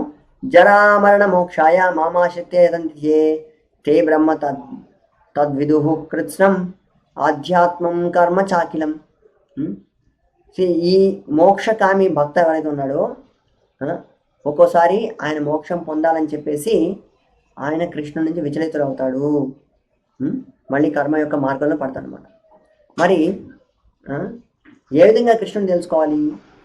కృష్ణుని ఈ 30 శ్లోకంలో ఏ విధంగా చెప్పారో ఆ విధంగా కృష్ణుని తెలుసుకోవాలి. మన కృష్ణుని గురించి ఈ యొక్క భౌతిక జగత్తులో ఉన్నటువంటి సంపద గురించి కృష్ణుడి దగ్గర వెళ్ళకూడదు అనమాట. మరి కృష్ణుని ఏ విధంగా తెలుసుకోవాలి? ఆయన అధిభూత, అంటే ఆయన చెప్పినట్టు మొత్తం మూలకాలన్నిటికీ ఆయనే సృష్టించాడు కదా. అదే విధంగా భౌతిక శక్తికి ఆయన అధిపతిగా, అధిదైవ అంటే సకల దేవతలకు అధిపతిగా, అది యజ్ఞ సమస్త యజ్ఞాలకు కూడా భోక్తగా. సో ఈ విధంగా చూసేవాళ్ళు నా సంపూర్ణ భావనలో ఉంటారు. ఎలాగైనా మరణ సమయంలో నన్ను అర్థం చేసుకొని నా దగ్గరికి వస్తారు. సో ఈ విధంగా మనం భ్రమ నుంచి బయటపడచ్చు అని చెప్పేసి చెప్పారు మన కృష్ణుడు. సో 4 రకాల భక్తుల గురించి చెప్పారు కదా. ఎవరైతే భగవంతుడి దగ్గరికి వెళ్తారో ఈ 4 రకాల భక్తుల్లో ఆర్తో, జిజ్ఞాసు, అర్థార్థి, ఈ 4వ వాడు మోక్షకామి, జ్ఞాని. ఈ జ్ఞానిలో ఒకడు మోక్షకామి, మరొకడు మొదటి శ్లోకంలో చెప్పినట్టు భగవంతుడి గురించి ఎవరైతే వింటారో వాళ్ళు శుద్ధ భక్తులు అనమాట. భగవంతుడి గురించి పూర్తి ధ్యాసలో వింటారో వాళ్ళని శుద్ధ భక్తులు. సో ఈ జ్ఞానిల్లో 2 రకాలు ఉన్నారు. ఒకళ్ళు మోక్షాన్ని కావాలనుకునేవాళ్ళు, రెండో వాళ్ళు ఎవరు? భక్తులు అవ్వాలనుకునేవాళ్ళు అనమాట. సో చాలామంది మోక్షగాములు కూడా భక్తులైన ఉదాహరణలు ఉన్నాయి.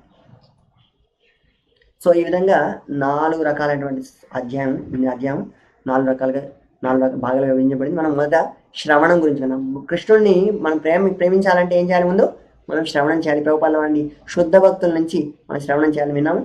రెండవది, అన్ని చోట్ల ఏ విధంగా చూస్తాం? పుణ్యోగంధ పృథివ్యాంచ, నీళ్ళలో ఉన్న రుచిని నేనే, భూమిలో ఉన్న గంధాన్ని నేనే, ఈ విధంగా అన్ని చోట్ల ఏ విధంగా నేనున్నా అని చెప్పేసి కృష్ణుడు చెప్పాడు. మరి కృష్ణుని అంగీకరించడం తిరస్కరించడం ఏ విధంగా జరుగుతుంది? ఏ విధంగా అంటే 4 రకాల వాళ్ళు ఆర్తో 4 రకాల కృష్ణుని శరణ పొందుతారు. ఆర్తో అంటే కుంగిపోయిన వాళ్ళు, అంటే కృషించిపోయిన వాళ్ళు, చాలా బాధలో ఉన్నట్టు వాళ్ళు బేసిక్గా. ఆర్తో అర్థార్థి, ధనం గురించి కావాల్సిన వాళ్ళు.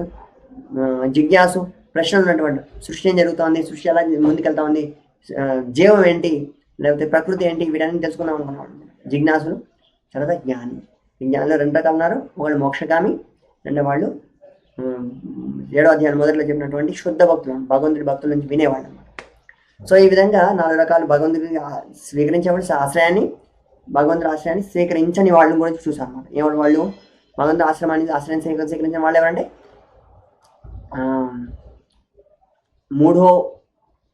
మూఢ అవజానంతి మామూఢ మానుష్యం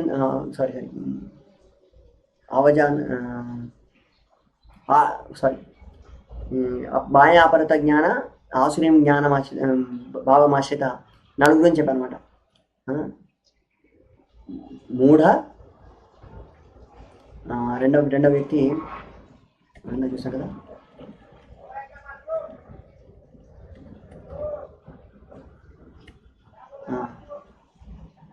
నమాం దుష్కృతినో మూఢ ప్రపద్యంతే నరాధమ. ఓకే, నరాధమ మర్చిపోయాను. మాయాపరత జ్ఞాన మాయత జ్ఞానాన్ని అపరించిన వాళ్ళు. 4వది ఆసుర్యం భావమాశ్రిత. ఈ 4 రకాల వాళ్ళు ఎవరైతే కృష్ణుని అంగీకరిస్తారో, ఎవరు కృష్ణుని అంగీకరించారు. మనం ఎందుకు అంగీకరించబోతున్నాం కృష్ణుడు అంటే? మనలో ఇటువంటి అసుర స్వభావం అనేది ఉందన్నమాట. దానివల్ల మనం అంగీకరించలేకపోతున్నాం. ఇక మన 4 దేవతలను ఎవరు ఆశ్రయిస్తారంటే, ఎవరైతే కామైస్తైస్తరిత జ్ఞాన ప్రపద్యంతే అన్య దేవత. సో ఎవరైతే కామరూపమైనటువంటి కోరికలు ఉన్నాయి, చాలా చాలా రకాలైనటువంటి ఇచ్చలు ఉన్నాయో వాళ్ళు ఈ దేవతను ఆశ్రయిస్తారు. ఎందుకంటే వాళ్ళకి త్వరగా ఈ యొక్క కోరికలు తీరడానికి వెళ్తారు అన్నమాట భగవంతుడి దేవతల దగ్గరికి. అయితే ఆ దేవతల్లో ఉన్నటువంటి నమ్మకాన్ని కూడా కృష్ణుడే ఇస్తాడు. ఆయన ప్రియమైనటువంటి తండ్రిగా ఆ నమ్మకాన్ని కూడా ఆయన ఇస్తాడని చెప్పాడు. సో ఈ విధంగా 7వ అధ్యాయాన్ని మనం ముగిస్తాం ఇవాళ. సో మళ్ళీ మనం రేపు 8వ అధ్యాయంతో కలుస్తాం. హరే కృష్ణ. సో మీకు ప్రశ్నలు ఏమైనా ఉంటే మీరు ఆ ఫామ్లో ఫిల్అప్ చేయండి. మనం తప్పనిసరిగా రేపు ఆన్సర్ చేయడానికి ప్రయత్నించి, రేపు మోస్ట్లీ లైవ్ సెషన్ ఉంటుందండి. సో మనం 8వ అధ్యాయాన్ని మనం వింటాం. అంతవరకు సెలవు. హరే కృష్ణ.